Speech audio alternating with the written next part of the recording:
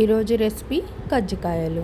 ముందుగా కజ్జికాయల కోసం 2 కప్పుల వరకు మైదా పిండి, అందులోకి 2 స్పూన్లు నెయ్యి, కొంచెం ఉప్పు వేసుకొని బాగా బైండింగ్ చేసుకోవాలి. కొంచెం వాటర్ కూడా యాడ్ చేసుకొని సాఫ్ట్గా చపాతీ పిండిలా కలుపుకొని మూత పెట్టుకొని రెస్ట్ ఇవ్వాలి. తర్వాత స్టఫ్ కోసం అరకప్పు వరకు వేరుశనగపప్పు, పావు కప్పు వరకు నువ్వులు వేసి బాగా ఫ్రై చేసుకోవాలి.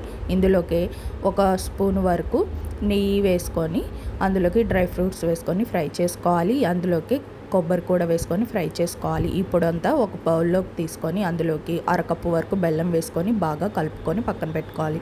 ముందుగా కలిపి పెట్టుకున్న మైదా పిండిని చిన్న బాల్స్ చేసుకొని చపాతీలు చేసుకోవాలి పల్చగా.